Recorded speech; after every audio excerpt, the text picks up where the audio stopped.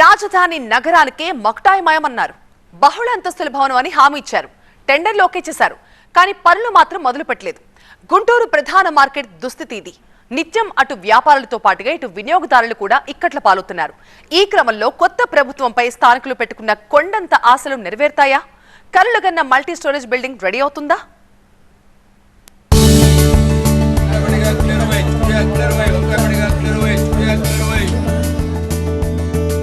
గుంటూరు నగరం నడిబొడ్డున ఉంది పీవీకే నాయుడు కూరగాయల మార్కెట్. 1.5 ఎకరాల్లో ఈ మార్కెట్ విస్తరించి ఉంది. అత్యంత జనసమ్మర్దమైన ప్రాంతంలో ఈ మార్కెట్ ఉంది. మార్కెట్ చుట్టుపక్కల 2 బస్ స్టాప్లు కూడా ఉన్నాయి. దీంతో ప్రతిరోజు ఈ మార్కెట్ కు వేలాది మంది రాకపోకలు సాగిస్తుంటారు. 60 ఏళ్ల క్రితం నిర్మించిన మార్కెట్ కావడంతో ప్రస్తుతం శిథిలావస్థకు చేరింది. ఈ నేపథ్యంలోనే గత ప్రభుత్వంలో శిథిలమైన భవనాన్ని తొలగించారు. గుంటూరులో పీవీకే నాయుడు కూరగాయల మార్కెట్ అని చెప్పేసి చాలా ప్రతిష్టాత్మకమైనటువంటి మార్కెట్ అది. గత కొన్ని సంవత్సరాలుగా ఆ మార్కెట్లో కూరగాయల వ్యాపారం చేసుకున్నటువంటి వాళ్ళు ఉంటారు. దాంతోపాటు కొంత వ్యాపార సముదాయం కూడా ఉండేటువంటి పరిస్థితి. కానీ బిల్డింగ్ స్ట్రక్చర్ బాగలేదని చెప్పేసి అప్పుడు కొంతమంది నిపుణులు వచ్చి దాన్ని పరిశీలించిన తర్వాత అది తక్షణమే దాన్ని పడగొట్టాలి, లేకపోతే చాలా ప్రమాదాలు జరిగేటువంటి పరిస్థితి ఉంటుందని చెప్తే మేము వాహనదారులతో పాటు వ్యాపారస్తుల్ని, అదేవిధంగా షాప్ వాళ్ళని కూడా మేము అందరితో కూడా మాట్లాడి మేము వాళ్ళు కూడా రిక్వెస్ట్ చేసి ఆ రోజు ఖాళీ చేయించి దాన్ని డిమాలిష్ చేయడం కూడా జరిగింది.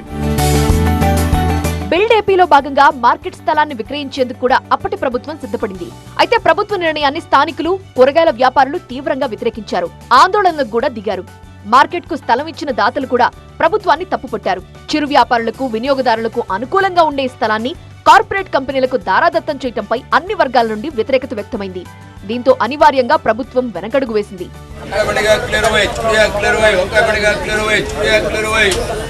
విలువైన మార్కెట్ స్థలం కబ్జాకు గురికాకుండా అందరికీ ఉపయోగపడేలా వినియోగంలోకి తీసుకురావాలని కార్పొరేషన్ సంకల్పించింది. ఇందులో భాగంగా మార్కెట్ ప్లేస్ లో బహుళంతస్తుల భవనం నిర్మించాలని నిర్ణయించింది. 3 సెల్లార్లు, 8 అంతస్తులతో నగరానికి ఐకానిక్ భవనంగా దీన్ని తీర్చిదిద్దాలని ప్రతిపాదించారు. 170 కోట్ల రూపాయల అంచనా వ్యయంతో ప్రణాళిక రూపొందించారు. కౌన్సిల్లో కూడా వైసీపీకి పూర్తి స్థాయి మెజారిటీ ఉండటంతో ప్రతిపాదనలు కాస్త కార్యరూపం దాల్చాయి. బహుళంతస్తుల భవనం కడితే తమ ఉపాధి పోతుందని మార్కెట్ వర్గాలు ఆందోళనకు దిగాయి. వారికి తిరిగి అక్కడే షాపులు కేటాయిస్తామని హామీ ఇచ్చిన అధికారులు అక్కడి వ్యాపారుల పేర్లను నమోదు చేసుకున్నారు. మేము ఆ రోజు చెప్పాం, ఎవరైతే మరి వ్యాపారస్తులు ఎవరైతే ఉన్నారో కూరగాయల వ్యాపారం చేసేటప్పుడు సుమారు 350 మంది వ్యాపారస్తులు ఉన్నారు. వాళ్ళందరికీ కూడా భవిష్యత్తులో ఎప్పుడు కాంప్లెక్స్ కట్టినా కూడా ఆ కాంప్లెక్స్లో ఆ కూరగాయల వ్యాపారం చేసుకునేటువంటి నిమిత్తం వాళ్ళకి మేము షాపులు ఇస్తామని చెప్పేసి ఆల్రెడీ వాళ్ళకి మా మున్సిపల్ కార్పొరేషన్ వాళ్ళకి ఒక అగ్రిమెంట్ కూడా ఉన్నది. తప్పకుండా వాళ్ళకి ఇవ్వడం అనేది మాత్రం న్యాయం. తప్పకుండా వాళ్ళకి ఇవ్వాల్సినటువంటి బాధ్యత అయితే మాత్రం 100% ఉన్నది.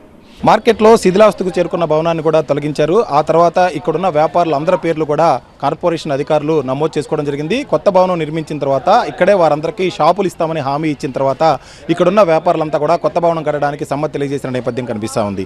అయితే ప్రస్తుతం మార్కెట్లో చాలా ఇరుకైన పరిస్థితి కనిపిస్తూ ఉంది. ఇక్కడికి వస్తున్న కూరగాయలు కొనుక్కోవడానికి వస్తున్న వినియోగదారులంతా కూడా వర్షం పడిన సమయంలో చాలా తీవ్రమైన ఇబ్బందులను ఎదుర్కొంటూ ఉన్నారు. ఇటువంటి పరిస్థితుల్లో మార్కెట్ని పూర్తిగా ఇక్కడి నుంచి తొలగించి పూర్తి స్థాయిలో కొత్త భవనం నిర్మించాలన్న నిర్ణయం తీసుకున్నారు. కానీ ఇప్పటి వరకు అయితే ఆ దిశగా అయితే అడుగులు పడటం లేదు. దీంతో అన్ని అడ్డంకులు తొలగిపోయాయని అంతా భావించారు. టెండర్లు ఫైనల్ కూడా అయ్యాయి. కానీ పనులే ప్రారంభం కాలేదు. మేము ప్రభుత్వాన్ని రిక్వెస్ట్ చేశాం, ఇక్కడ బహుళంతస్తులు మన కాంప్లెక్స్ కట్టాలి, ప్రధానంగా వ్యాపారస్తులకు ఇవ్వడంతో పాటు భవిష్యత్తులో మున్సిపల్ కార్పొరేషన్కి సంబంధించి ఆస్తి రూపాయలు ఉంటుందని చెప్పేసి ఉంటే ప్రభుత్వం కూడా అనుమతులు మంజూరు చేయడం కూడా జరిగింది. సుమారు 160 కోట్ల రూపాయల అంచనాలు తయారు చేసి దాని టెండర్ కూడా పిలవటం కూడా జరిగింది. టెండర్ కూడా పూర్తి అయిపోయింది. ఇప్పుడు వర్క్ ఆర్డర్ స్టేజ్లో ఉంది. దగ్గరగా దాంట్లో 70% ఏమన్నా బ్యాంకు లోను, ఒక 30% ఏమన్నా కార్పొరేషన్ నిధుల నుంచి మేము ఖర్చు పెట్టాల్సినటువంటి పరిస్థితి ఉంటుంది. ఈలోగా ప్రభుత్వం మారిపోయింది. అయినా కొత్త ప్రభుత్వం కూడా ఈ విషయంలో సానుకూలంగా స్పందిస్తుందని మేయర్ ఆశాభావం వ్యక్తం చేశారు. శంకుస్థాపన చేయాలని చెప్పేసి అనుకుంటా ఉన్నాం. కాకపోతే ప్రభుత్వం మారింది కాబట్టి మేము కూడా వాళ్ళని కూడా రిక్వెస్ట్ చేస్తూ ఉన్నాం. ఇది పీవీకే నాయుడు కూరగాయల మార్కెట్ అనేది గుంటూరులో ఒక ఐకానిక్ బిల్డింగ్ అవబోతూ ఉంటుంది. అవుద్ది కూడా తప్పకుండా. మేము చేయాలని ప్రయత్నం చేశాం, కానీ సమయం అంతవరకే వచ్చింది, టెండర్ స్టేజ్ వరకే వచ్చింది. తప్పకుండా ఆ ప్రభుత్వం పెద్దలు కూడా వాళ్ళు కూడా సహకరిస్తారని చెప్పేసి కూడా మేము ఆశాభావం వ్యక్తం చేస్తా ఉన్నాం. ప్రస్తుతం మార్కెట్ ప్రాంతం చాలా ఇబ్బందికరంగా మారిందని, ట్రాఫిక్ తో పాటు వర్షం వస్తే ఇక్కడ ఉండలేమంటున్నారు వ్యాపారులు. మాకైతే మార్కెట్ వ్యాపారం ఇక్కడ బాగానే ఉందండి. ప్రస్తుతానికి వ్యాపారం జరుగుతుంది. కొద్దిగా ఏంటంటే వర్షం వచ్చినప్పుడు మాకు ఇబ్బందిగా ఉంది. మా ప్రెసిడెంట్ గారు మాత్రం మాకు కావాల్సిన సదుపాయాలు కల్పిస్తున్నారు. ఏదున్నా సరే కానీ మా ప్రెసిడెంట్ గారు ఏదైనా ముందుకు అడిగేసి ఒక పెద్దవాళ్ళ దగ్గరికి వెళ్ళినా సరే మాట్లాడి ఏదైనా సరే చేయడానికి అవకాశం ఇస్తున్నారు. వర్షం పడితే కొంచెం ఇబ్బందిగా ఉంది. ప్రస్తుతానికి వ్యాపారాలు లేవు, డల్గా ఉన్నాయి. కూరగాయలు బాగా రేటు చౌకగా ఉండేసరికి వ్యాపారాలు జనం రావట్లేదు. ప్లాట్ఫామ్ ఎక్కడ పెడితే అక్కడ కూరగాయల మాటలు ఎక్కువైపోయినాయి. తమలో ఇక్కడ వ్యాపారం బాగా డల్ అయిపోయింది, తగ్గిపోయింది వ్యాపారం బాగా.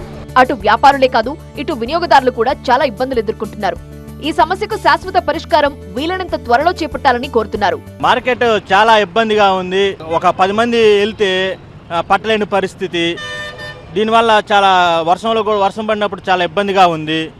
మరి దీనికి శాశ్వతంగా అధికారులు కానీ ప్రజాప్రతినిధులు కానీ చర్యలు తీసుకొని ఒక పెద్ద బిల్డింగ్, పెద్ద కాంప్లెక్స్ కట్టి ప్రజల అవసరాల నిమిత్తం పాటుపడి తొందరగా ఏదన్నా ఉంటే ప్లాన్ చేసి దాన్ని ఒక కాంప్లెక్స్ సముదాయాన్ని కట్టి ఇబ్బంది లేకుండా వచ్చే కన్జ్యూమర్స్కి ఇబ్బంది కలగకుండా చేయవలసిన బాధ్యత మీ అందరిది ఉంది.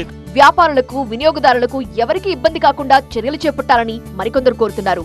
అలాగే గతంలో చెప్పినట్టు బహుళంతస్తుల భవనం కడితేనే బాగుంటుందని ఇంకొందరు అభిప్రాయపడుతున్నారు. మార్కెట్ ఇప్పుడు ఇక్కడ ఉండటం వల్ల 10 మందికి అందరికీ సహకరిస్తూ ఉంటుంది.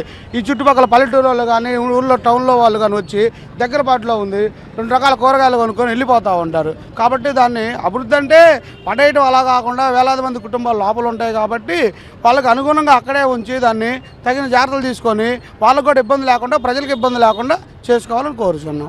ట్రాఫిక్ ఒకటి ఇబ్బంది, కూరగాయలకు వచ్చి ఇబ్బంది ఉండదు కానీ ట్రాఫిక్ ఒకటి ఇబ్బంది. బస్ స్టాండ్ రోడ్డు కదా, దానివల్ల ఇబ్బంది అవుతుంది. కడితే బాగానే ఉంటుంది అనుకుంటున్నాం. గతంలో బిల్డింగ్ పడేశారు కదా, తర్వాత కడతామన్నారు, కట్టలేదు. అది మున్సిపాలిటీ వాళ్ళది ప్రాబ్లం. కడితే బాగుంటుందా వ్యాపారస్తులకి? ఇప్పుడు కడితే బాగానే ఉంటుందండి. వర్షం పడితే వాటర్ ఉంటున్నాయి కదా, దానివల్ల కొద్దిగా ఇబ్బందిగా ఉంటుంది. అది లోపల కూడా షాప్ అన్ని కొంచెం శిథిలావస్థలో ఉంటాయి. బయట ఇక్కడ బాగానే ఉంటాయి కానీ లోపల బాగలేవు షాప్. వర్షం పడితే తటాకాన్ని తలపించే గుంటూరు మార్కెట్ స్థానంలో అధునాతన సౌకర్యాలతో నిర్మించే భవనం ఎప్పుడు అందుబాటులోకి వస్తుందా అని స్థానికులు ఎదురుచూస్తున్నారు. మార్కెట్ చుట్టుపక్కలే 2 బస్టాండ్లు ఉండడంతో ప్రతిరోజు వందలాది బస్సులు ఈ ప్రాంతం గుండా ప్రయాణిస్తుంటాయి. దీంతో పెద్ద ఎత్తున ప్రయాణికులంతా కూడా ఈ మార్కెట్ పరిసరాల్లో బస్సులు దిగి వివిధ ప్రాంతాలకు వెళ్తూ ఉంటారు. అయితే ప్రస్తుతం ఉన్న ఇరుకురుకు పరిస్థితుల్లో ట్రాఫిక్ చాలా ఇబ్బందికరంగా మారింది. ఇప్పటికైనా అధికారులు జోక్యం చేసుకుని పూర్తి స్థాయిలో ఏదైతే గతంలో హామీ ఇచ్చారో ఆ హామీ మేరకు బహుళ అంతస్తుల భవనాన్ని నిర్మించాల్సిందా స్థానికులు కోరుతున్నారు. కెమెరామెన్ లక్ష్మణ్తో నాగరాజు, TV9 గుంటూరు.